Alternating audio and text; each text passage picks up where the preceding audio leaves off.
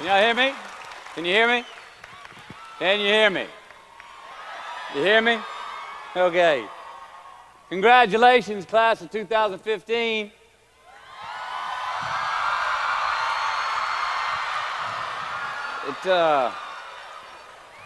You guys and gals and young men and women are the reason I'm here. I'm really looking forward to talking with y'all tonight. You heard my dad played football here, and I believe he even graduated from here. That was some extra incentive for me to come. Short and sweet, or long and salty. A sugar donut or some oatmeal. Now, out of respect for you and your efforts in getting your degree, I thought long and hard about what I could share with you tonight. Did I want to stand up here at the podium and read you your rights? Did I want to come up here and just share some funny stories? I thought about what you would want. I thought about what you might need. I also thought about what I want to say and what I need to say.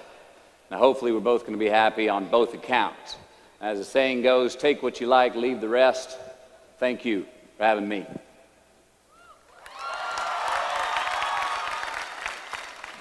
So before I share with you some what I do knows, I want to talk with you about what I don't know. Now, I have two older brothers. One was in high school in the early 1970s, and this was a time when a high school GED got you a job, all right, and a college degree was exemplary. My other brother, Pat, was in high school in the early 80s, and by this time, the GED wasn't enough to guarantee employment. You needed a college degree, and if you got one, you had a pretty good chance of getting the kind of job that you wanted after you graduated. Now me, I graduated high school in 1988, got my college degree in 1993, and that college degree in 93 did not mean as much. It was not a ticket, it was not a voucher, it was not a free pass go to anything. So I asked the question, what does your college degree mean? It means you got an education. It means you have more knowledge in a specific subject, vocation. It means you may have more expertise in what your degree is in. But what's it worth? In the job market, out there today, we know the market for college graduates is more competitive now than ever. Now, some of you already have a job lined up. You've got a path where today's job is going to become tomorrow's career. But for most of you, the future is probably still pretty fuzzy. You don't have that job that directly reflects the degree you just got. Many of you don't even have a job at all. Think about it. You've just completed your scholastic educational curriculum in life, the one that you started when you were 5 years old in kindergarten up until now, and your future may not be any more clear than it was 5 years ago. You don't have the answers, and it's probably pretty damn scary. And I say that's okay, because that is how it is. This is the reality that many of you are facing. This is the world that we live in. And while I'm not here to discourage you or in any way belittle your accomplishments tonight, which I'd like to applaud that one more time, you graduated. All right? Now, I'm not here to be a downer on that. Let's get that straight. But I am here to talk brass tacks. I want to skip the flattery and the attaboys, because I do know this. The sooner that we become less impressed with our life, with our accomplishments, with our career, with whatever that prospect is in front of us, the sooner we become less impressed and more involved with that and these things, the sooner we get a whole lot better at doing them. So, I'm going to talk to you about some things I've learned in my journey, most from experience, some of them I heard in passing, many of them I'm still practicing, but all of them I do believe are true. Now, they may be truths to me, but don't think that that makes them mine, because you cannot own a truth. So please think of these as signposts, approaches, paradigms that give some science to satisfaction. They're yours to steal, they're yours to share, like into your own lives, to personally apply in your own lives, in your own way, should you choose to. So, here we go. Number one, and this should come up on the Jumbotron. Life's not easy. Is it up there? Life is not easy. It is not. Don't try to make it that way. Life's not fair. It never was. It isn't now, and it won't ever be. Do not fall into the trap, the entitlement trap, of feeling like you're a victim. You are not. Get over it and get on with it. And yes, most things are more rewarding when you break a sweat to get them. Fact. Number 2. I love this one. Unbelievable is the stupidest word in the dictionary. Should never come out of our mouths. Think about it. To say, oh, wow, what an unbelievable play. It was an unbelievable book, an unbelievable film, an unbelievable act of courage. Really? It may be spectacular, it may be phenomenal, most excellent or outstanding, but unbelievable? Give others and yourself more credit. It just happened. You witnessed it. You just did it. Believe it.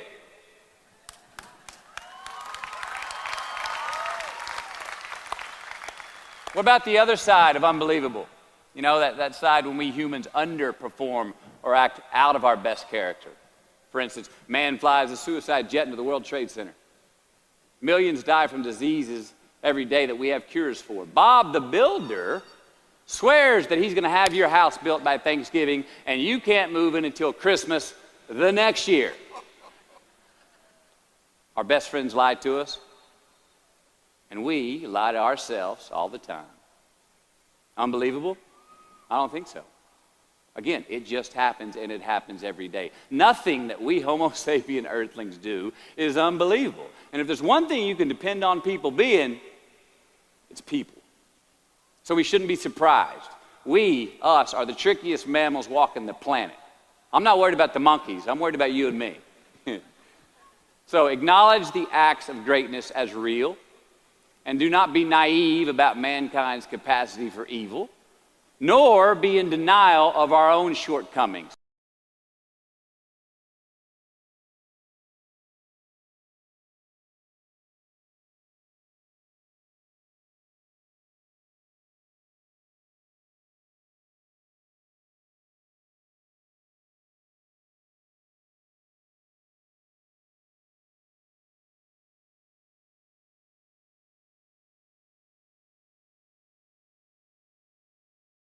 Happiness is an emotional response to an outcome. If I win, I will be happy. If I don't, I won't. It's an if-then, cause and effect, quid pro quo standard that we cannot sustain because we immediately raise it every time we attain it. You see, happiness demands a certain outcome. It is result reliant. And I say if happiness is what you're after, then you're going to be let down frequently, and you're going to be unhappy much of your time. Joy, though, joy is a different thing. It's something else. Joy is not a choice. It's not a response to some result. It's a constant. Joy is the feeling that we have from doing what we are fashioned to do, no matter the outcome. Now, personally, as an actor, I started enjoying my work and literally being more happy when I stopped trying to make the daily labor a means to a certain end. For example, I need this film to be a box office success. You know, I need my performance to be acknowledged. I need the respect of my peers. All those are reasonable aspirations, but the truth is, as soon as the work, the daily making of the movie, the doing of the deed became the reward in itself for me, I got more box office, more accolades and respect than I ever had before. See, joy is always in process. It's under construction. It is in constant approach, alive and well in the doing of what we're fashioned to do and enjoying it. Number 4, define success for yourself. You already like that one? Define success for yourself. Now check this out. I'm in south of New Orleans a few years ago, and I went to a voodoo shop. And they had this wooden partition against the wall with these columns. And in these columns were all these vials of these magic potions, right? And the headings above each potion defining what they would give you were things like fertility, health, family, legal help, energy, forgiveness, money. Guess which column was empty? Money. Let's admit it. Money's king today. It's what makes the world go round. It is success. The more we have, the more successful we are, right? Now, I would argue that our cultural values have even been financialized. Humility is not in vogue anymore. It's too passive. It's a get rich quick on the internet, richest 15 minutes of fame world that we live in, and we see it every day. But we all want to succeed, right? So the question that we got to ask ourselves is what success is to us, what success is to you. Is it more money? That's fine. I got nothing against money. I don't.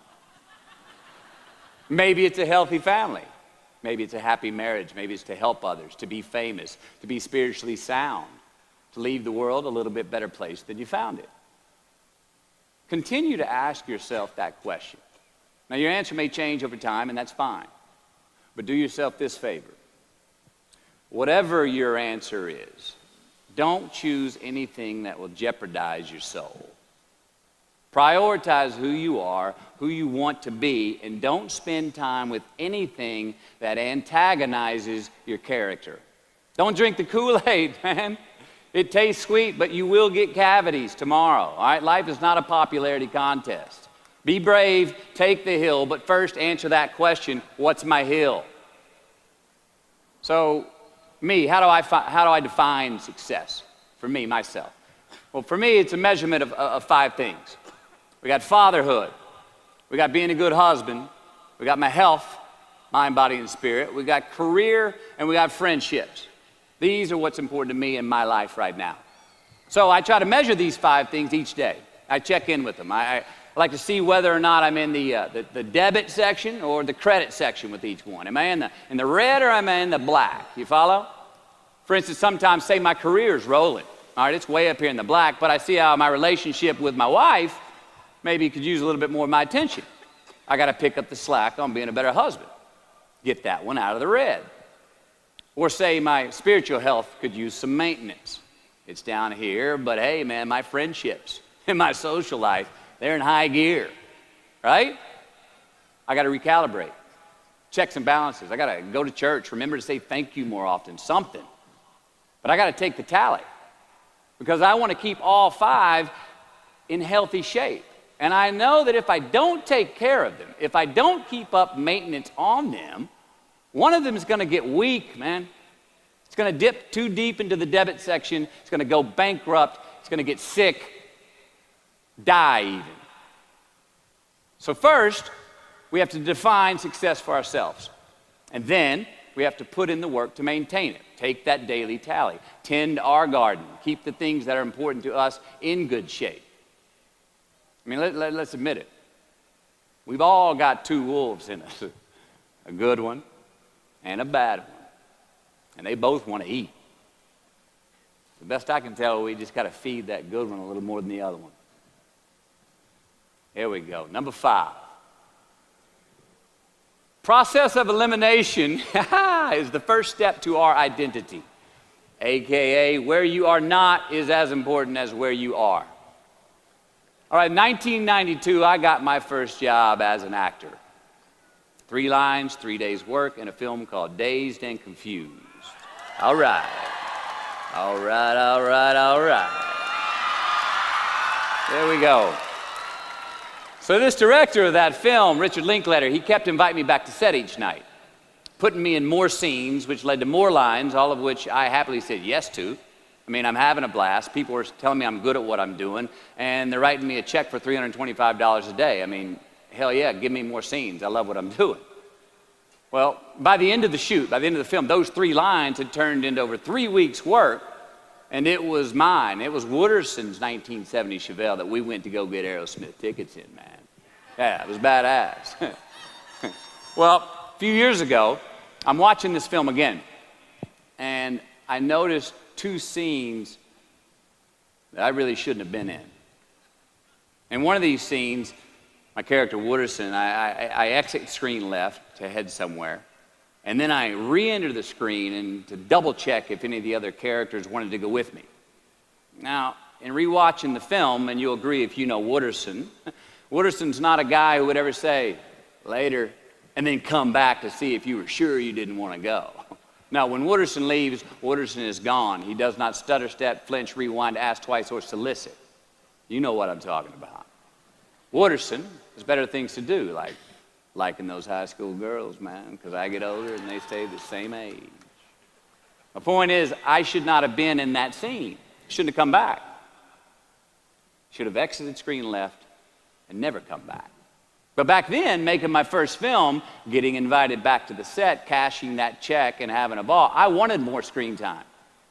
I wanted to be in the scene longer and more and come back into the scene, right? But I shouldn't have been there. Wooderson shouldn't have been there.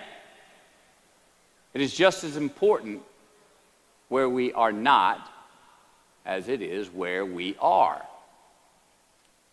Look, the first step that leads to our identity in life is usually not, I know who I am, I know who I am. That's not the first step. The first step's usually, I know who I am not.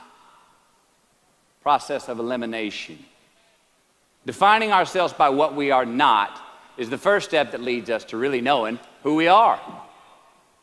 You know that group of friends that you hang out with that they really might not bring out the best in you? You know, they gossip too much, or they're kind of shady. They really aren't going to be there for you in a pinch.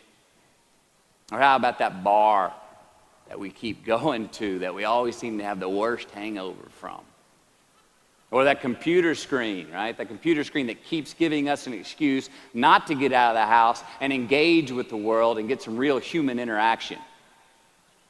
Or how about that food that we keep eating, the stuff that tastes so good going down, it makes us feel like crap the next week, when we feel lethargic and we keep putting on weight? Well, those people, those places, those things, stop giving them your time and energy. Just don't go there. I mean, put them down. And when you do this, when you do put them down, when you quit going there, and you quit giving them your time, you inadvertently find yourself spending more time and in more places that are healthy for you, that bring you more joy. Why? Because you just eliminated the who's, the where's, the what's, and the when's that were keeping you from your identity. Like, trust me, too many options, I promise you this, too many options will make a tyrant of us all. All right, so get rid of the excess, the wasted time. Decrease your options. And if you do this, you will have accidentally, almost innocently, put in front of you what is important to you by process of elimination. Knowing who we are is hard. It's hard. So give yourself a break. Eliminate who you are not first, and you're going to find yourself where you need to be. Number 6, don't leave crumbs. And the beauty of delayed gratification. So what are crumbs? Well, the crumbs I'm talking about are the choices that we make that make us have to look over our shoulder in the future. You didn't pay that guy back the money that you owed him, and tonight you just saw him 3 rows behind you. Shit. You slept around on your spouse, and you just found out that tomorrow she and the lady you're having an affair with are going to be at the same PTA meeting. Shit again. You drank too much last night. You're too hungover to drive your son to his 8 a.m. Saturday morning baseball practice. These are the crumbs. They come in the form of regret, guilt, and remorse. You leave crumbs today, they will cause you more stress tomorrow. And they disallow you from creating a customized future in which you do not have to look over your shoulder. So let's flip the script. Instead of creating outcomes that take from us, let's create more outcomes that pay us back, fill us up, keep your fire lit, turn you on for the most amount of time in your future. These are the choices I'm talking about. And this is the beauty of delayed gratification. All right, tee yourself up. Do yourself a favor. Make the choices, the purchases today that pay you back tomorrow. Residuals. In my business, we call it mailbox money. If I do my job well today, and that movie keeps rerunning on TV, 5 years from now, I'm getting checks in the mailbox. It's a heck of a deal. So whether it's prepping the coffee maker the night before, so all you got to do is press the button in the morning, or getting ready for the job interview early so you don't have to cram the night before, or choosing not to hook up with that married woman because you know you're going to feel horrible about it tomorrow and her husband carries a gun, or paying your debts on time so that when you do see that guy 3 rows back tonight, you don't have to hunker down in your seat hoping that he don't see you. Get some ROI. You know what that is? Return on investment. Your investment. You. Customize your future. Don't leave crumbs.